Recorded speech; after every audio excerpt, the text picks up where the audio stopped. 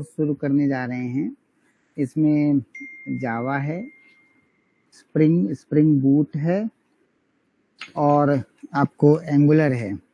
Plus में कुछ जो हमारे प्रोडक्टिविटी टूल है वो है, जैसे कि गिट है, या आपको टिकट मैनेजमेंट सिस्टम या टास्क मैनेजमेंट सिस्टम के लिए जीरा हम यूज करते हैं, वो है। इसके अलावा अजाइल मेथोडोलॉजी, एक बार मैं ज़रा अपना स्क्रीन शेयर करता हूँ। बेसिकली आज का जो सेशन है हमारा वो ये डिस्कस करने के लिए है कि अगले 2 महीनों में हम क्या कवर करेंगे। होप आपके पास मेरी स्क्रीन दिखाई दे रही होगी।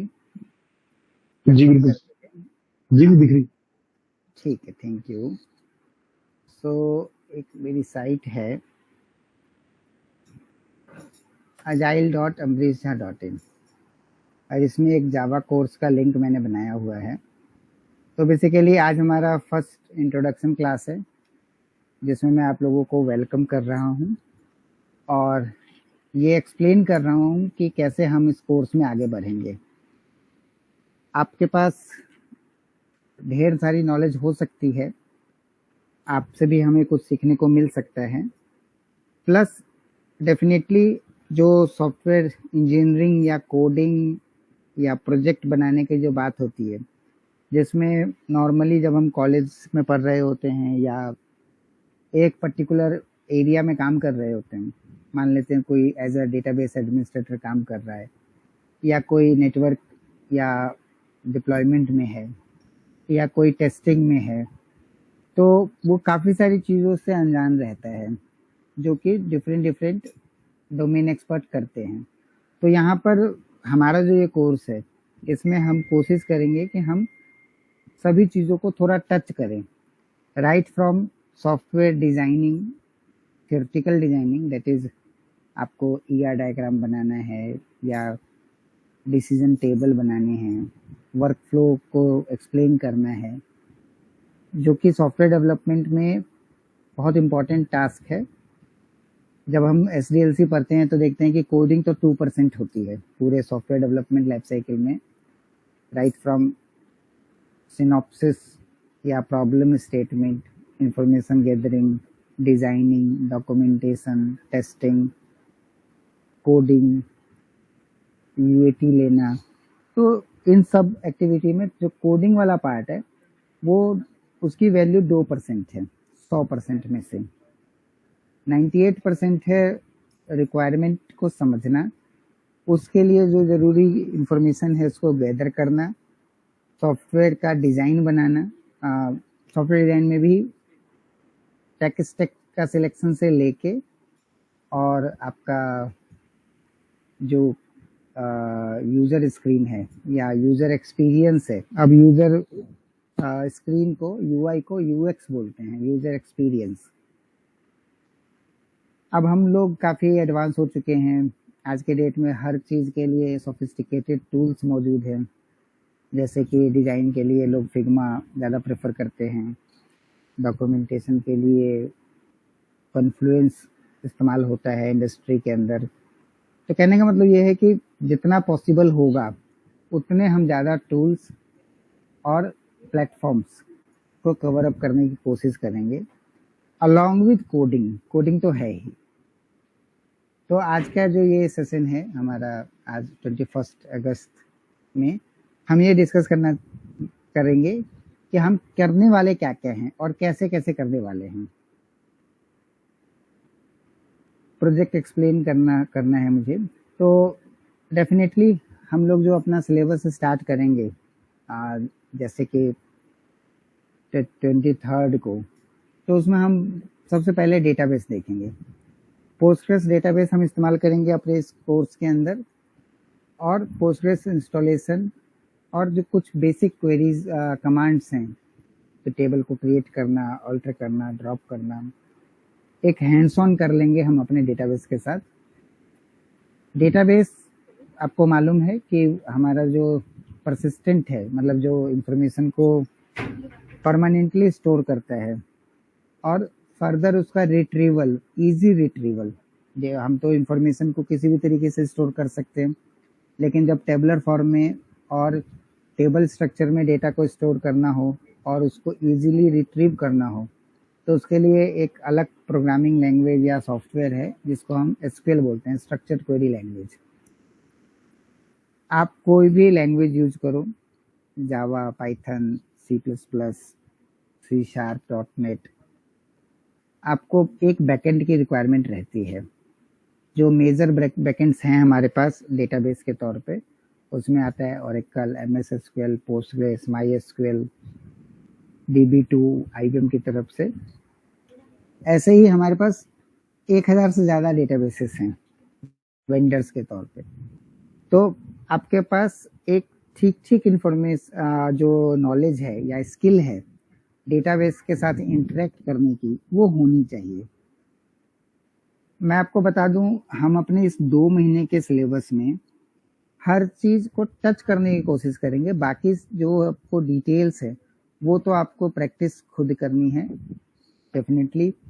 जो हमारा कोलैबोरेटिव है, मतलब कि जो हमारे इस कोर्स के जो मेंबर्स हैं वो एक दूसरे को भी हेल्प करेंगे। क्वेरीज, डाउट्स व्हाट्सएप के थ्रू आप बराबर पूछ सकते हैं, कोई ना कोई आपको आंसर देगा। मैं भी कोशिश करूंगा कि आपके ज़्यादा से ज़्यादा क्वेश्चंस के आंसर्स दे पाऊँ। देन उसके नेक्स्ट क्लास में हम देखेंगे DDL स्टेटमेंट। DDL स्टेटमेंट जो होती है वो है आपको रिकॉर्ड बनाना, टेबल क्रिएट करना, टेबल को ऑल्टर करना, वो DDL है। और जब डेटा के साथ आप रिट्रीवल करते हैं, सिलेक्ट करते हैं, डेटा रिकॉर्ड्स को अपडेट करते हैं, रिकॉर्ड्स को डिलीट करते हैं, तो हम उसे DML बोलते हैं, डेटा मॉडिफिकेशन लैंग्वेज। इन 2 चीज़ों को करने के बाद हम थोड़ा सा एडवांस टॉपिक डेटाबेस के अंदर देख लेंगे, जिसमें सबसे इम्पोर्टेंट आता है की कॉन्सेप्ट। जब हम डेटाबेस करेंगे तो डेफिनेटली इन सब चीज़ों के ऊपर हम डिटेल में बात करेंगे। Primary key, foreign key, constraints, check constraint, unique constraint.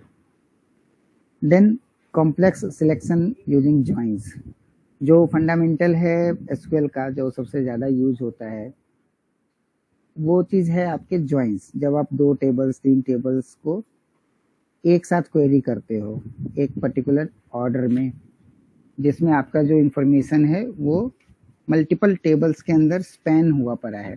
क्यों हुआ पड़ा है? क्योंकि डेफिनेटली आप लोगों ने कॉलेज में या जब भी आपको ज़रूरत लगी होगी तो आपने नॉर्मलाइजेशन के बारे में पढ़ा होगा, जिसमें आप टेबल्स को ब्रेक करते हो मल्टीपल टेबल्स के अंदर, एंड देन उसके इंफॉर्मेशन को कोरिलेट करते हो किसी न किसी कॉलम के ऊपर। 1 कॉलम या 2 कॉलम हो सकते हैं। तो इन सब चीज़ों को हम जॉइन बोलते हैं, मतलब डेटा रिट्रीव करने के लिए हम जॉइंस लगाते हैं। Equi join, left join, right join, और आपके पास इनर जॉइंस के कॉन्सेप्ट्स होते हैं। वेयर कंडीशन के थ्रू आप रिकॉर्ड को फिल्टर करते हो, और ग्रुप बाय का यूज हम तब करते हैं जब हमने कभी ज्वाइन लगाया हो। सिमिलरली थोड़ा और आगे बढ़ेंगे तो जब हमारे पास डेटाबेस में रिकॉर्ड बहुत ज़्यादा हो जाता है और हमें फास्टर रिकॉर्ड को रिट्रीव करना होता है, तब हम इंडेक्सिंग का इस्तेमाल करते हैं।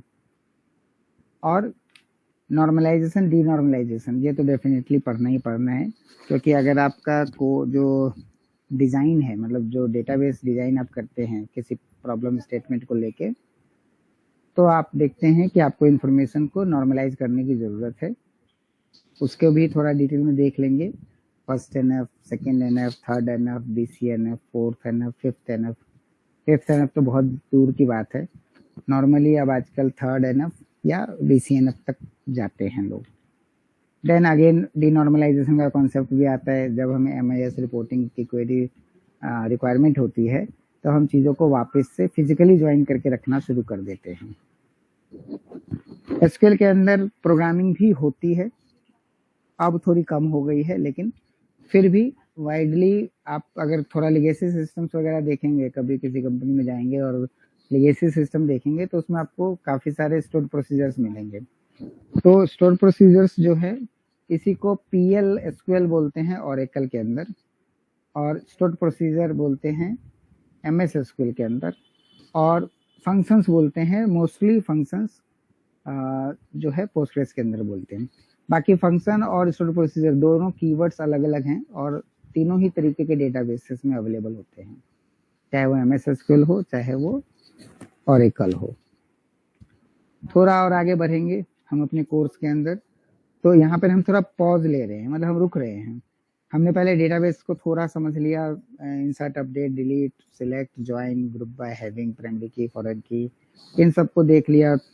कुछ हमने स्टोर्ड प्रोसीजर्स को भी समझ लिए, और उसके बाद हम फिर आगे बढ़ेंगे, थोड़ा अजाइल मेथोडोलॉजी और जीरा टूल के बारे में देखेंगे। ऐसा इसलिए क्योंकि हम जो आगे सॉफ्टवेयर में जाएंगे, अपने प्रोजेक्ट को डेवलप करेंगे, तो डेफिनेटली हम इन टूल्स का एक्सटेंसिव यूज करने वाले हैं। ये हमारे को कोलैबोरेटिव मैनर में काम करने में हेल्प करेगा, टीम को बॉन्डिंग में रखेगा, और जो हमारे जो असाइनमेंट्स हैं और जो रिस्पॉन्सिबिलिटीज हम एक दूसरे टीम मेंबर्स के साथ शेयर करेंगे, उसमें ये हमारे को हेल्प करेगा विजिबिलिटी के लिए कि who is responsible for what. Definitely इस पूरे कोर्स के दौरान मैं आप लोगों को काफ़ी सारे असाइनमेंट्स दूंगा, और आप अगर असाइनमेंट्स पूरा नहीं करेंगे तो डेफिनेटली ये प्रोजेक्ट भी पूरा नहीं होगा। मैं इस प्रोजेक्ट को ऐसे नहीं बनाने वाला हूँ कि मैं ही लिखता चलूँ और आप सिर्फ देखते रहें, ऐसा नहीं होगा।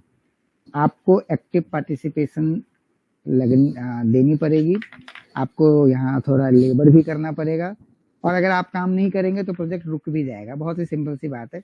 अगर जो एप्लीकेशन मेरे दिमाग में है जो हम इस कोर्स में करने वाले हैं, उसमें सपोज 10 स्क्रीन है और मेरे पास 5 अगर यहाँ पर टीम मेंबर्स हैं, तो डेफिनेटली आप सबको कुछ ना कुछ डिजाइन, कुछ ना कुछ कोडिंग, कुछ ना कुछ टेबल क्रिएशन, कुछ ना कुछ आपको इसमें कंट्रीब्यूशन जरूर से जरूर करना पड़ेगा, तो ही प्रोजेक्ट बनेगा, तो ही हम एक सक्सेसफुल, एक मीनिंगफुल प्रोजेक्ट बना पाएंगे।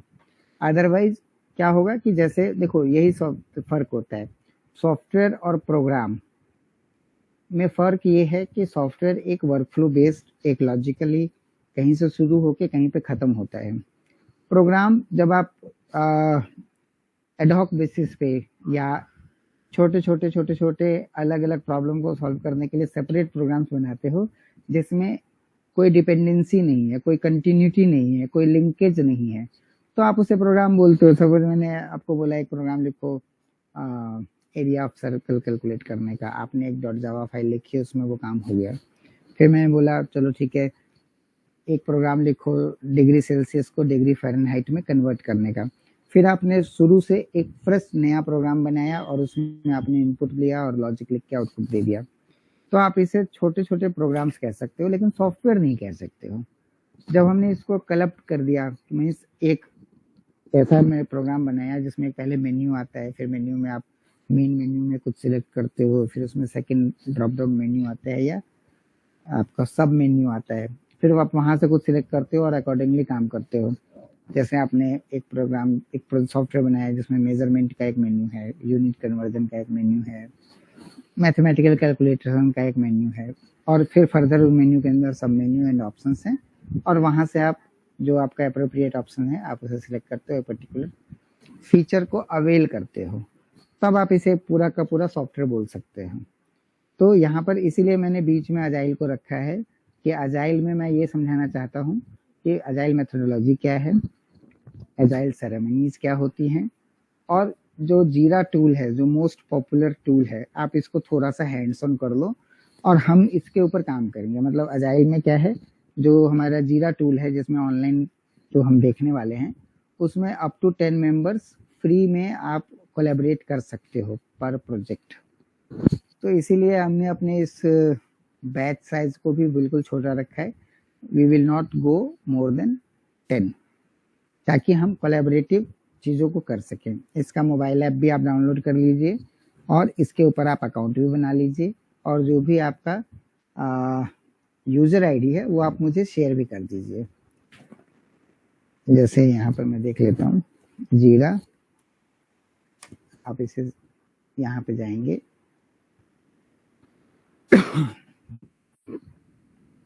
ये जो साइट है atlassian.com, यहाँ पर जाके आप अपना एक अकाउंट बना लीजिए और उस अकाउंट का जो भी आपका यूजर आईडी है वो मेरे को शेयर कर दीजिए। मैं आपको एक प्रोजेक्ट में यहाँ बनाऊंगा जिसमें मैं आपको मेंबर ऐड कर लूंगा इस तरीके से। ये हमारा कोर्स है और इस कोर्स में आपको मैं ऐड कर लूंगा। दूसरी बात,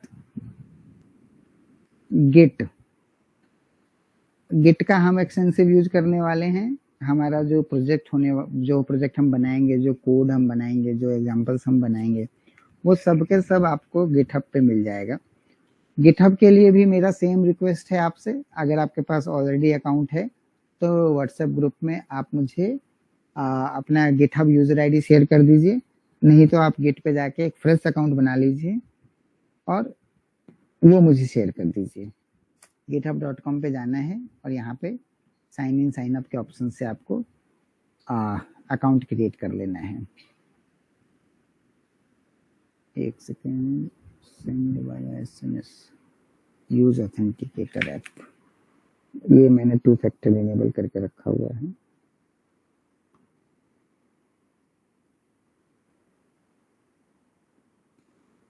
गिटहब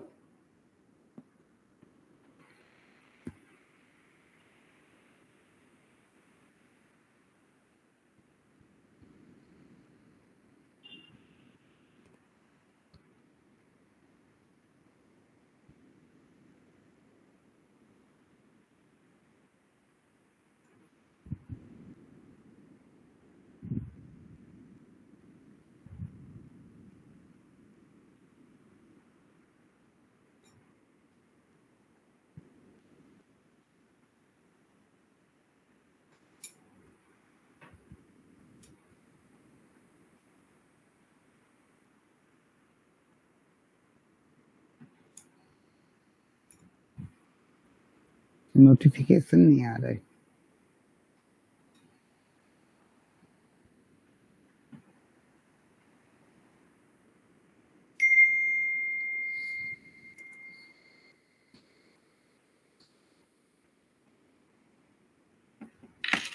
तो हम अपने सोर्स कोड को यहाँ पर बना लेंगे और आप सबको एज ए कंट्रीब्यूटर ऐड करेंगे और गिटहब का जो बेसिक प्रैक्टिस है या गिट का जो बेसिक प्रैक्टिस है वो भी हम अपने इस कोर्स में करेंगे।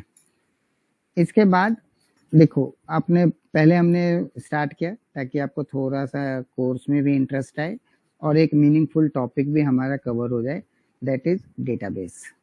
फिर हम थोड़े प्रोडक्टिविटी टूल की तरफ चले गए, अजाइल या जीरा और गिट, ये 2 प्रोडक्टिविटी टूल को हम इस्तेमाल करेंगे। तो आपको ये थोड़ा सा इसका इंट्रोडक्शन और इसके जो बेसिक कमांड्स हैं और इसको हम इस्तेमाल कैसे करने वाले हैं अपने प्रोजेक्ट में, ये डिस्कस कर लेंगे।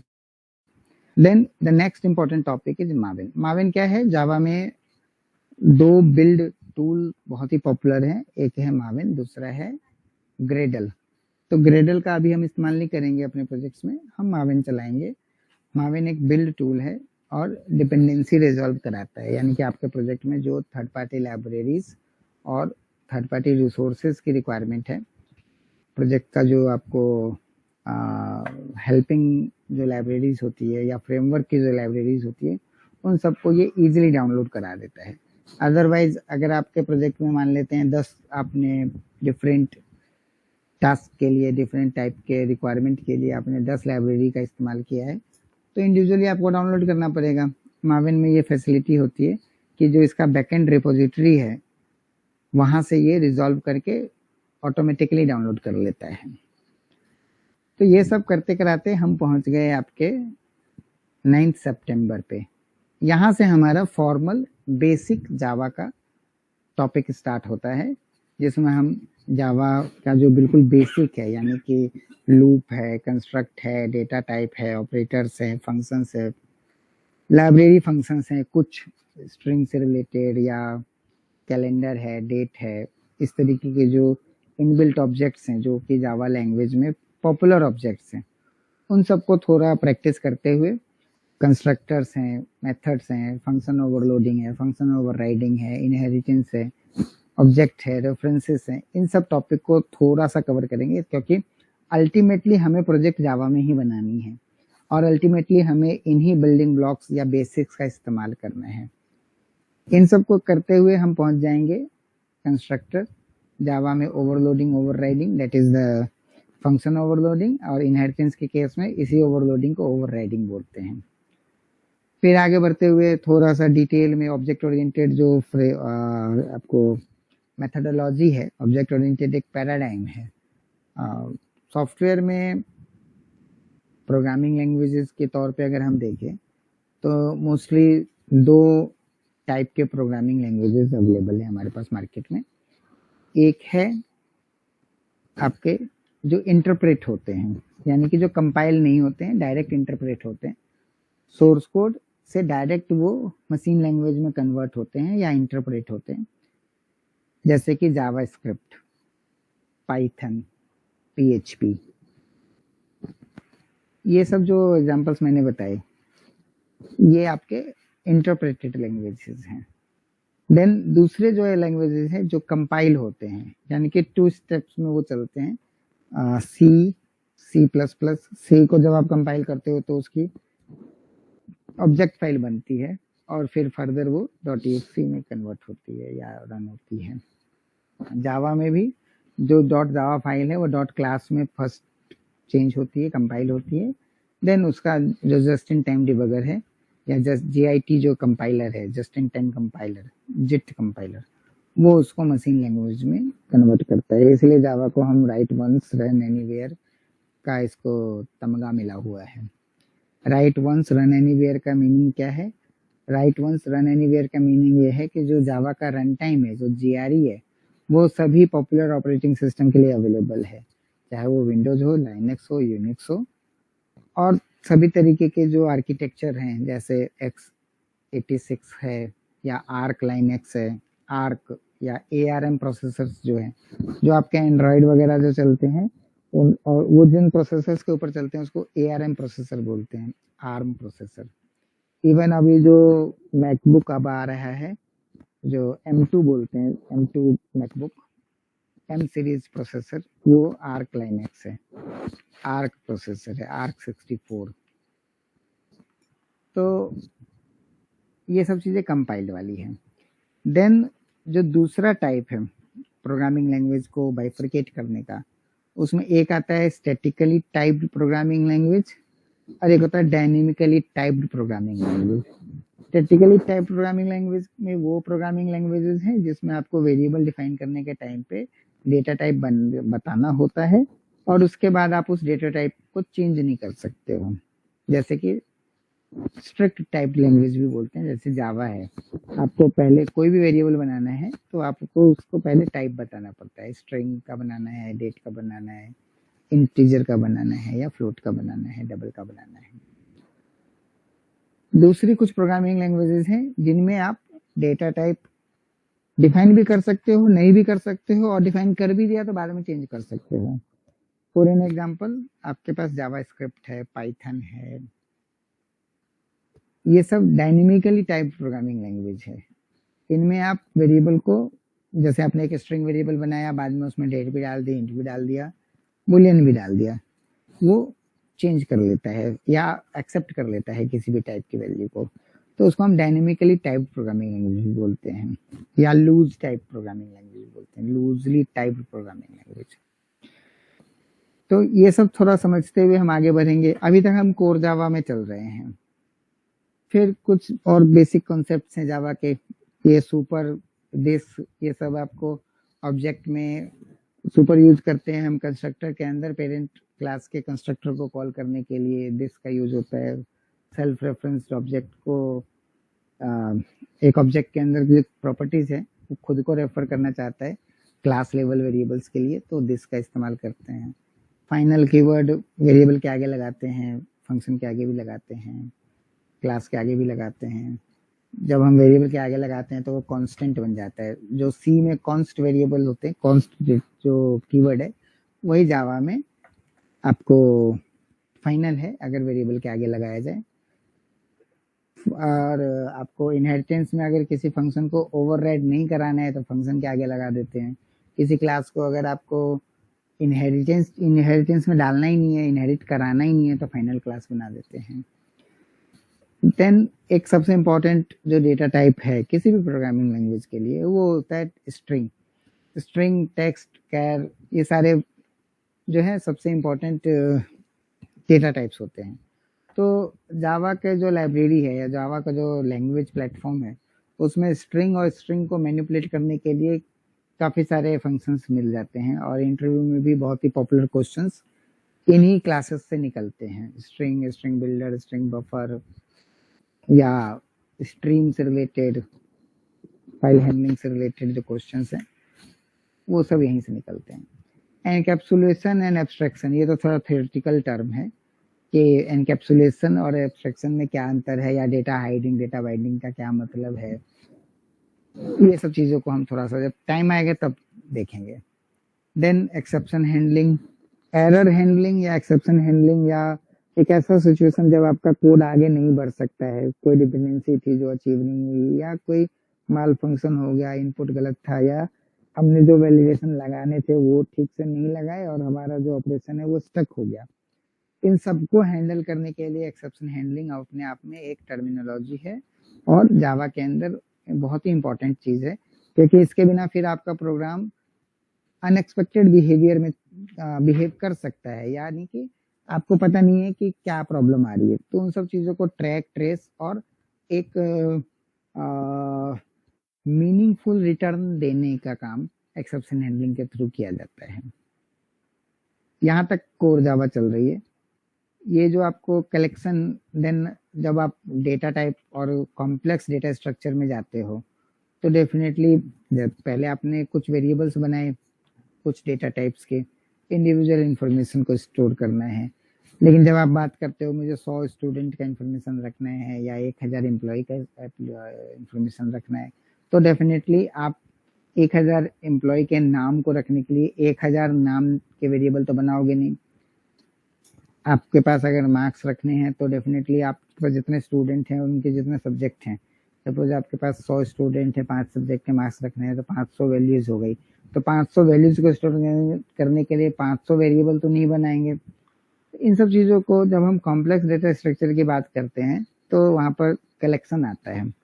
कलेक्शन में लिस्ट, सेट और क्यू, ये तीन हमारे, list, set, Q and map, ये बेसिकली 4 हमारे बेसिक डेटा स्ट्रक्चर्स हैं जिसके थ्रू हम लार्ज अमाउंट ऑफ इंफॉर्मेशन को ऑब्जेक्ट ओरिएंटेड मैनर में स्टोर कर सकते हैं।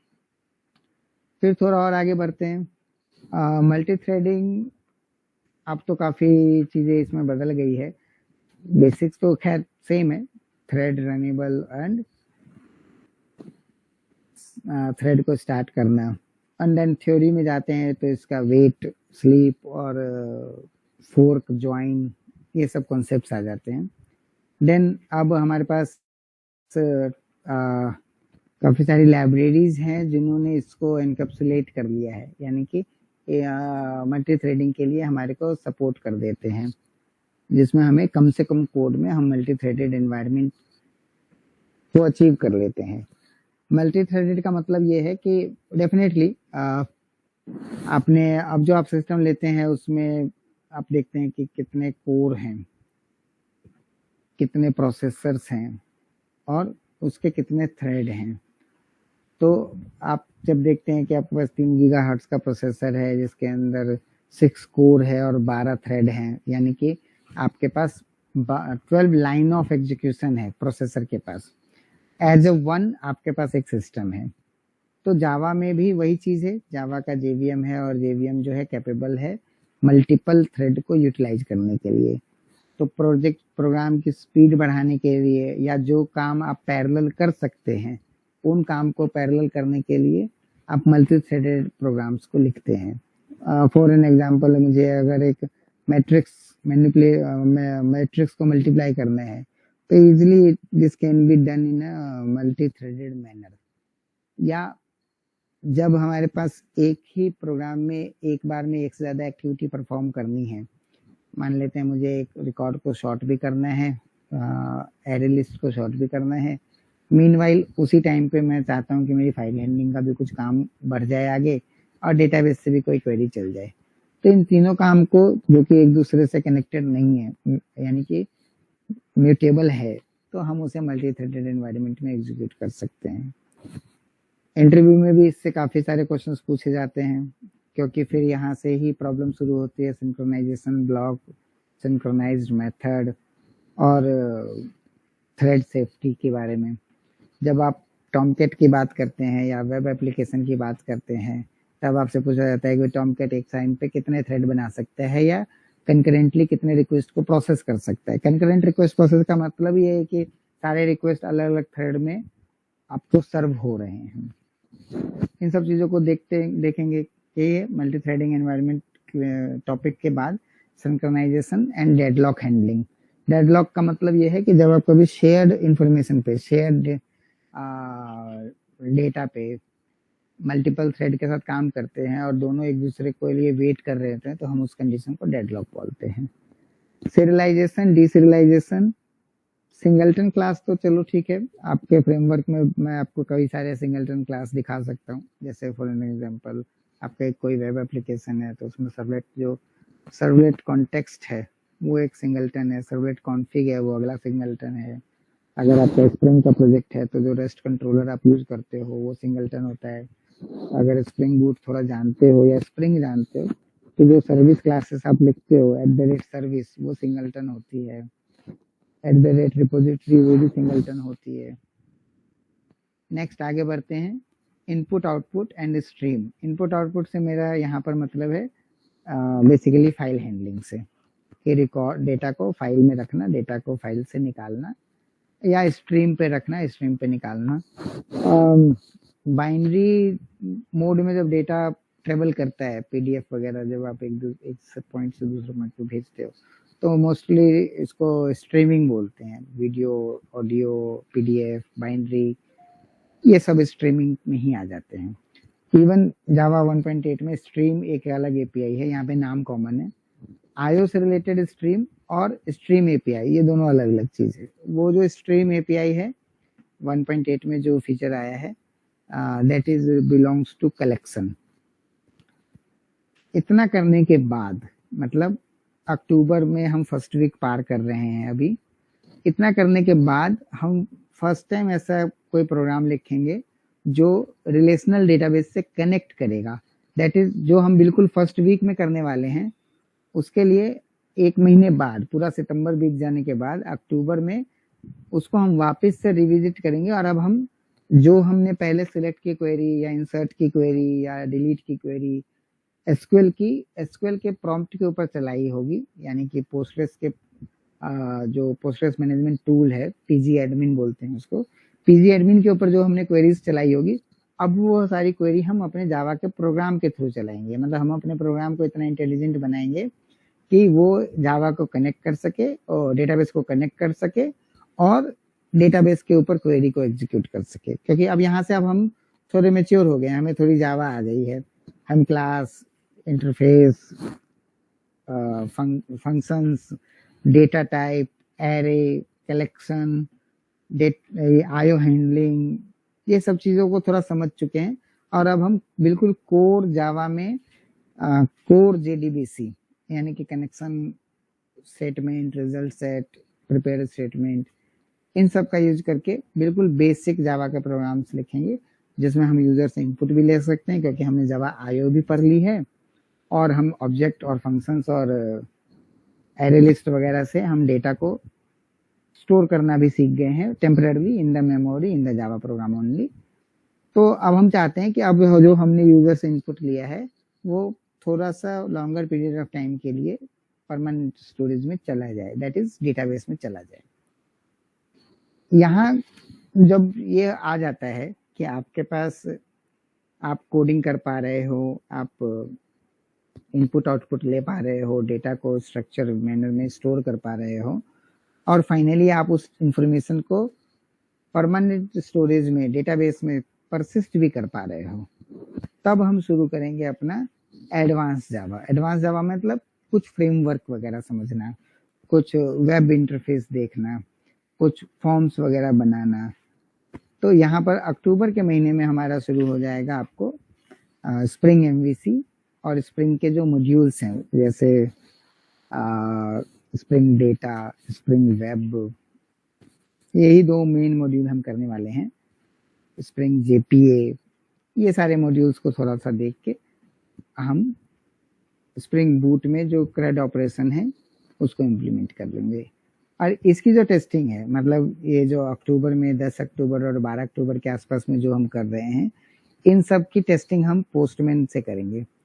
तो आपके पास, आप अपने सिस्टम में देख लो, आपके पास जीरा पे एक अकाउंट होना चाहिए, गिटहब पे एक अकाउंट होना चाहिए, और आपके सिस्टम में पोस्टमैन सॉफ्टवेयर भी आप इंस्टॉल पहले से ही कर लेना। इवन आपका क्लास करने के लिए मैंने एक विंडो मशीन बनाई है अभी, जो कि बिल्कुल फ्रेश है।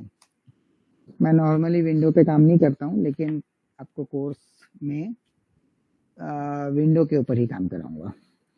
तो इस मशीन में अभी कुछ भी इंस्टॉल नहीं है, ये बिल्कुल ब्लैंक ऑपरेटिंग सिस्टम है। तो जो भी सॉफ्टवेयर की हमें ज़रूरत पड़ेगी वो सारे सॉफ्टवेयर मैं आपके सामने क्लास के अंदर ही डाउनलोड करके इंस्टॉल करूंगा, ताकि अगर आप में से किसी को सॉफ्टवेयर इंस्टॉल करने में कोई दिक्कत आ रही है तो वो आपको यहाँ पर इजी पड़ जाए, दिख जाए कि हाँ भाई सॉफ्टवेयर कैसे इंस्टॉल करना है। आगे बढ़ते हैं। हाइबरनेट अनदर पॉपुलर फ्रेमवर्क, जैसे कि स्प्रिंग बूट, ये 2 जो है वेब एप्लीकेशन डेवलपमेंट के पॉपुलर फ्रेमवर्क हैं।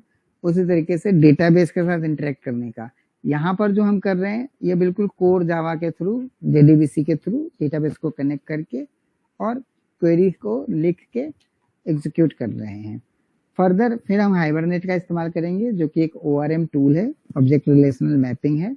और जितना काम हमने इधर किया होगा, मतलब जितने ऑपरेशंस हमने इधर किए होंगे, उन सारे ऑपरेशंस को हम वाया JPA फिर से एक बार डेवलप करेंगे, ताकि वो कोड हमारा और क्लियर हो जाए और हाइबरनेट की अंडरस्टैंडिंग भी हमारे को क्लियर हो जाए।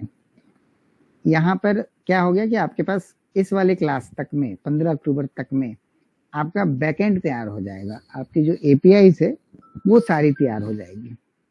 उसके बाद फिर हम एंगुलर देखेंगे, और एंगुलर के बारे में बात करते हुए जितनी भी हमने APIs बनाई होगी, यहाँ तक क्या है कि हमने अपना सारा बिजनेस लॉजिक लिख लिया और पोस्टमैन के थ्रू हमने उसको टेस्ट भी कर लिया कि चलो ठीक है, मुझे एक रिकॉर्डिंग सेट करना है, एक API बन गई है, डेटाबेस में टेबल बन गया है, हाइबरनेट की मैपिंग बन गई है, और ये स्टोर भी होने लग गया है। बाकी जो भी वर्क फ्लो होगा हमारे प्रोजेक्ट का, वो हम सब पूरे वर्क फ्लो को वाया पोस्टमैन का एक पैकेज बना लेंगे, और पोस्टमैन के सीरीज ऑफ API कॉल्स के थ्रू हम उन सबको टेस्ट भी कर लेंगे। फिर यहाँ पर हमारा एंगुलर शुरू हो जाएगा, और एंगुलर में हम अपने एंगुलर का बेसिक्स देखते हुए फॉर्म्स जो है डिजाइन करना शुरू कर देंगे, और जितने भी हमने बैकएंड API बनाया होगा उन सब का हम फर्दर यूजर स्क्रीन या यूजर इंटरफेस क्रिएट कर लेंगे, और हमारा प्रोजेक्ट जो है पूरा हो जाएगा। देन एक माइक्रो सर्विस आर्किटेक्चर और माइक्रो सर्विस की बात आती है। तो जो हमने स्प्रिंग बूट में एप्लीकेशंस बनाई है, उन्हीं एप्लीकेशंस को मॉड्यूल वाइज अगर हम ब्रेक करें और दोनों टाइप की कनेक्टिविटी रखें, मतलब from front end to back end and back end to back end, API to API call, उसको हम माइक्रो सर्विस आर्किटेक्चर बोलते हैं। वैसे माइक्रो सर्विस आर्किटेक्चर का जो असल मीनिंग है वो ये है कि आपके पास डिफरेंट मॉड्यूल्स हैं, और डिफरेंट मॉड्यूल्स के लिए अलग अलग सुटेबल प्रोग्रामिंग लैंग्वेजेस हो सकती है, अलग अलग सुटेबल डेवलपमेंट स्टाइल हो सकता है। तो एक मोनोलिथिक एप्लीकेशन में जहाँ पर आप बाउंड हो जाते हो एक पर्टिकुलर प्रोग्रामिंग लैंग्वेज को यूज करने के लिए, माइक्रो सर्विसेज आपको ये अपॉर्चुनिटी देता है कि आप अलग अलग मॉड्यूल के लिए जो सुटेबल प्रोग्रामिंग लैंग्वेज, जो सुटेबल प्लेटफॉर्म फ्रेमवर्क यूज करना चाहो आप कर सकते हो। मैं एक बहुत ही छोटा सा एग्जांपल ले लेता हूँ। सपोज मेरे को एक वीडियो स्ट्रीमिंग प्लेटफॉर्म बनाना है, नेटफ्लिक्स बनाना है फॉर एन एग्जांपल। अब नेटफ्लिक्स में जो फ्रंट एंड है वो एंगुलर में बन सकता है, बहुत अच्छा है। तो एक माइक्रो सर्विस बन गई जो कि फ्रंट एंड को डिलीवर करती है। देन उसके अंदर जो यूजर अकाउंट मैनेजमेंट है, पेमेंट सर्विसेज हैं, वो जावा में बहुत अच्छी बन सकती है। तो ठीक है जी, हमने इसके लिए user account management, subscription management, payment services के लिए हमने 3 एप्लीकेशन बना ली जो कि जावा प्रोग्रामिंग लैंग्वेज में बन गई। अब वहां पर जो वीडियो स्ट्रीमिंग हो रही है और उसमें जो कोडिंग डिकोडिंग का काम हो रहा है, मतलब जब आप बोलते हो मेरे को ये 2K में या 720 768 जो भी उसके स्क्रीन साइजेस होते हैं या रेजोल्यूशंस होते हैं वीडियो के, तो ऑन द फ्लाई मुझे उसको वीडियो की क्वालिटी को मैनेज करना है और मुझे वीडियो को पार्स करना है या वीडियो को कन्वर्ट करना है, उसके लिए पाइथन ज़्यादा सुटेबल है। For an example, I am just taking an example. तो वो जो पर्टिकुलर कोडिंग एनकोडिंग का जो काम है, वीडियो के एनकोडिंग का जो काम है, वो उसके लिए पाइथन अगर ज़्यादा सुटेबल है तो उस पर्टिकुलर फीचर के लिए मैं पाइथन प्रोग्रामिंग लैंग्वेज में एक माइक्रो सर्विस बना लूंगा। अब तो इसी तरीके से कोई दूसरा फीचर है, सपोज कोई सिक्योरिटी का फीचर है जो पाइथन में बहुत अच्छे से बन सकता है, तो उसे मैं पाइथन में बना लूंगा। तो माइक्रो सर्विस का मतलब ये हो गया कि आप अपने बड़े प्रोजेक्ट को छोटे छोटे छोटे सेपरेट पार्ट्स में डिवाइड करो एंड देन उस पर्टिकुलर पार्ट में जो specific framework, programming language, platform, tool chain या स्टाइल ऑफ कोडिंग जो भी आपको सुटेबल ज्यादा लगता है उसे आप यूज कर लो। That is micro service, nothing more than centralize logging. अब क्या है कि इस पॉइंट तक आके हमारा फ्रंट एंड बैक एंड कुछ तैयार हो गया है, एप्लीकेशन चल रही है और उसमें लॉग्स भी जनरेट हो रहे हैं। तो लॉग की मॉनिटरिंग या एप्लीकेशन की मॉनिटरिंग भी एक बड़ा क्रूशियल टास्क होता है, जिसके लिए हम ELK स्टेप का यूज करेंगे और एक बिल्कुल छोटा सा इलास्टिक सर्च, लॉगस्ट्रेस, कीबाना, फाइलबीट, ग्रॉक पैटर्न, इन सब का इस्तेमाल करते हुए एक विजुअलाइजेशन बनाएंगे जो कि हमारे लॉग की लाइव स्ट्रीमिंग करके एक डैशबोर्ड जैसा बनाएगा, जहाँ पे वो हमें बताता रहेगा कि आपके एप्लीकेशन के कौन से मॉड्यूल में किस तरीके की एरर्स आ रही है। क्योंकि डेफिनेट सी बात है, जब हम माइक्रो सर्विसेज बनाएंगे, हम डेटाबेस कनेक्ट करेंगे, कोई लॉजिक लिखेंगे, कोई वैलिडेशन लगाएंगे, तो अकॉर्डिंगली हम लॉग्स भी प्रिंट करेंगे और उन लॉग्स में जो है डिफरेंट कैटेगरी के लॉग्स होंगे। जैसे डेटाबेस कनेक्ट नहीं हो पा रहा है या टेबल नहीं मिल रही है, तो डेफिनेट सी बात है ये फैटल है या एरर कंडीशंस है। सिमिलरली अगर कोई वैलिडेशन फेल हो रही है तो ये थोड़ी माइल्ड है, इसको हम वार्निंग कैटेगरी में रख सकते हैं।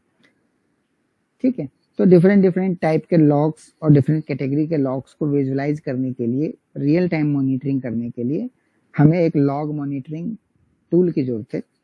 लॉग मॉनिटरिंग टूल में ELK अभी सबसे ज्यादा पॉपुलर है। इसके बाद फिर हम पहुंच जाएंगे अपने इंटरव्यू सेशन पे, जहाँ पर हम इंटरव्यू के लिए तैयारी करेंगे और कुछ मॉक टेस्ट, एक दूसरे से क्वेश्चंस पूछना और इन सब चीज़ों को करेंगे। तो इस तरीके से हमारा ये पूरा जर्नी रहेगा।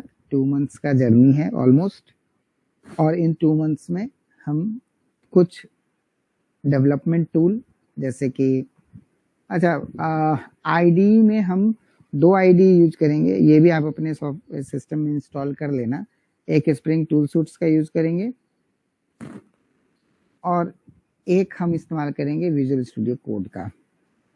ये 2 मैं इसलिए कर रहा हूँ क्योंकि मोस्टली जो कंपनीज हैं उनके अंदर सच बताऊं तो ज्यादातर सबसे ज्यादा पॉपुलर जो जावा की IDE है वो तो इंटेलिजे आइडिया है, न इससे कम न इससे ज्यादा। लेकिन फिर भी ज्यादातर कंपनियां या तो इंटेलिजे आइडिया या स्प्रिंग टूल सूट के साथ काम करती है, और जहाँ पर आपको ये एंगुलर या react JS front end technologies के लिए विजुअल स्टूडियो कोड भी बहुत अच्छी लाइब्रेरी IDE है। इवन जावा के कोड भी हम इस पे बड़े आराम से डेवलप कर सकते हैं, स्प्रिंग के प्रोजेक्ट्स भी बड़े आराम से इसमें डेवलप होते हैं।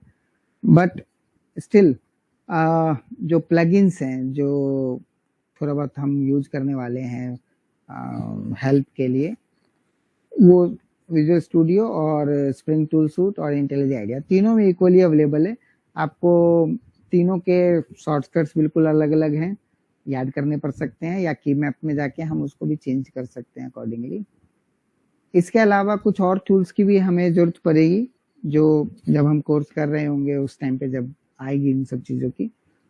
तो देख लेंगे। अभी आपके पास जो टास्क है नेक्स्ट 2 डेज के लिए, मतलब 21st आज हो गया, 22nd कल के लिए, तो आप डेटाबेस आप इंस्टॉल करके रखो, कोशिश करो। कोई दिक्कत आएगी तो डेफिनेटली, मैंने आपको बताया कि ये बिल्कुल ब्लैंक मशीन है, मैं यहाँ पर आपके सामने ही वो सॉफ्टवेयर इंस्टॉल करूंगा और जो थोड़ा बहुत कॉन्फ़िगरेशंस करनी होगी वो आपके सामने ही करूंगा, ताकि आपको कोई डाउट ना रहे कि अरे सर के मशीन में तो पोस्टग्रेस पहले से इंस्टॉल था, हमारे मशीन में नहीं हो रहा है। कोई बात नहीं, हम आपके सामने ही पोस्टग्रेस इंस्टॉल कर लेंगे। मीनवाइल आप ट्राई कर सकते हो पोस्टग्रेस इंस्टॉल करने के लिए, ताकि अगर आपको ना हो पोस्टग्रेस इंस्टॉल आपके सिस्टम में फॉर एनी रीजन, तो आपके पास एटलीस्ट वैलिड क्वेरीज होनी चाहिए कि मैंने ये किया था, ये किया था, ये किया था, ये नहीं हुआ। तो आप नॉर्मली गूगल पे जाके पोस्टग्रेस एसक्यूएल डाउनलोड लिखोगे और पोस्टग्रेस को डाउनलोड करके अपने सिस्टम में तैयार रखो। नहीं होता है तो क्वेश्चंस तैयार रखो कि नहीं हुआ। ठीक है, आज के लिए इतना ही। कोई क्वेश्चन है तो पूछ सकते हो आप। नहीं, ठीक है सर। ठीक है ना, कोर्स मेरे ख्याल से इतना कर लेने से एक सिंगल प्रोजेक्ट अगर आप बना लेते हो तो आपको काफी इजी पड़ जाएगा, आपकी थिंकिंग खुल जाएगी कि भाई हाँ ठीक है, सॉफ्टवेयर में डॉट्स कैसे कनेक्ट होते हैं, वर्कफ्लो कैसे बनता है, कितने तरीके के टूल्स का इस्तेमाल करते हैं, जैसे डेटाबेस हो गया, हाइबरनेट हो गया, स्प्रिंग हो गया, एंगुलर हो गया, जीरा हो गया, गिटलैब हो गया। आईडीई में भी अगर हम 2 आईडीई का इस्तेमाल कर लेते हैं तो मुझे लगता है कि आपको काफी कॉन्फिडेंस आएगा। और सबसे बड़ी बात है सॉफ्टवेयर में मैं तो सबसे ज्यादा फोकस करता हूँ कि आप पहले प्रॉब्लम को समझो। मतलब निकुंज है इसमें,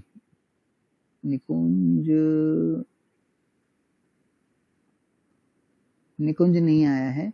निकुंज एक हमारा एक और टीममेट होगा, उसके पास एक सॉफ्टवेयर का एक कॉन्सेप्ट है, मतलब उसने कुछ सोच रखा है।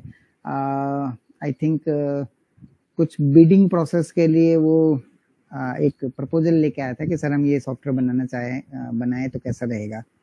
तो डेफिनेट सी बात है, उसका ER diagram, DFD, data flow diagram, decision table, decision tree, data dictionary, वो सब हम बनाएंगे। वो गिट का इस्तेमाल और जीरा का इस्तेमाल इन्हीं पर्पस के लिए करेंगे, जो है ना आपको प्रोजेक्ट प्लानिंग एंड डॉक्यूमेंटेशन, ये बहुत इंपॉर्टेंट टॉपिक होता है। नॉर्मली हम जब कोडिंग सीख रहे होते हैं तो हमारा सारा फोकस जो है, मैंने पहले ही बोला है, एक मोटी सी लाइन बोली है कि सॉफ्टवेयर में 2% ही कोडिंग होती है, 98% तो इन्फॉर्मेशन गैदरिंग, प्लानिंग, डिजाइनिंग है। आप अगर 98% को छोड़ के 2% के पीछे मर रहे हो, आप for loop, while loop, if condition, switch condition, इन सब में ही परेशान हो रहे हो, तो आप अच्छे कोडर बन सकते हो लेकिन अच्छे प्रोग्रामर नहीं बन सकते हो। कोडर का मतलब है जो दिए गए प्रॉब्लम को, मतलब जहाँ पे आपको सारा सिनेरियो लिख के रखा हुआ है, एक्सप्लेन किया हुआ है, उसको जस्ट जावा में लिखना या डॉटनेट में लिखना या कोई किसी भी प्रोग्रामिंग लैंग्वेज में लिखना, उसको मैं अपने लैंग्वेज में अपने समझ के हिसाब से कोडर बोलता हूँ। और जो बाकी सारे लाइफ साइकिल जो है, मतलब एसडीएलसी के जो बाकी लाइफ साइकिल है उसमें पार्टिसिपेट करता है और उसको समझता है, वो एक अच्छा प्रोग्रामर या सॉफ्टवेयर इंजीनियर है। आप देख लो, इंजीनियरिंग में दोनों चीजें हैं, साइंस भी है, आर्ट भी है। जो अब जब आप प्रॉब्लम को समझने की कोशिश करते हो तो वहां पे आर्ट होता है, और जब आप उसे कोडिंग में कन्वर्ट करते हो, ऑब्जेक्ट ओरिएंटेड में लगा रहे हो, तो वहां पर साइंस है। ठीक है, तो आप डेटाबेस इंस्टॉल करो और कोई प्रॉब्लम आती है तो उसको नोट करके रखो। मीनवाइल आप जीरा, गिट, इन 2 पे और पोस्टमैन पे भी आप अकाउंट बना लेना। हम यहाँ अपने जो प्रोजेक्ट होगा उसको पोस्टमैन के ऊपर भी कलेक्शन को रखेंगे, तो पोस्टमैन पे भी आप अकाउंट बना लेना। पोस्टमैन में भी आपका कोलैबोरेशन होता है, तो पोस्टमैन, गिट, जीरा, इन 3 जगहों पे आप अकाउंट बना लो। अपनी मशीन पे विजुअल स्टूडियो और स्प्रिंग टूल सूट और पोस्टग्रेस, ये 3 सॉफ्टवेयर अपने मशीन में डाल लो। और गिट पे जब आप अकाउंट बनाओगे तो गिटहब डेस्कटॉप एक और सॉफ्टवेयर है, वो भी इंस्टॉल कर लेना। मैं यहाँ नोटपैड में लिख देता हूँ, इवन मैं व्हाट्सएप ग्रुप में ही लिख दूंगा, व्हाट्सएप ग्रुप में ही लिख देता हूँ कि आपको क्या क्या करना है।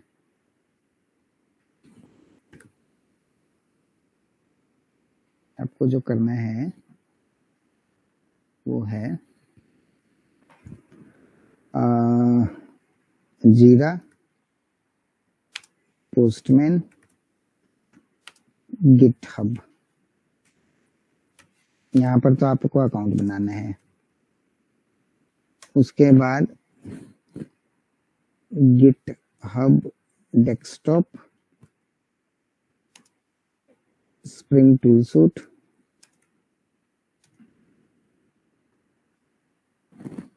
और विजुअल स्टूडियो कोड,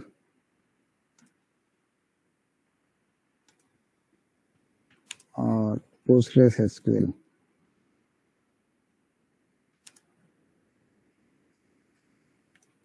ये सब आपको अपने सिस्टम पर इंस्टॉल करना है।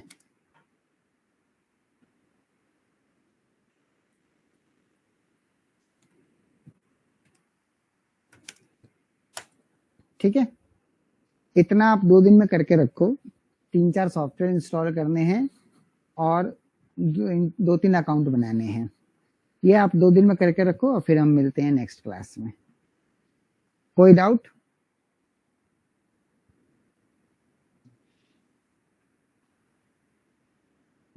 सर चलो ठीक है। लग रहा है कि हम इस कोर्स में कुछ मीनिंगफुल कर पाएंगे।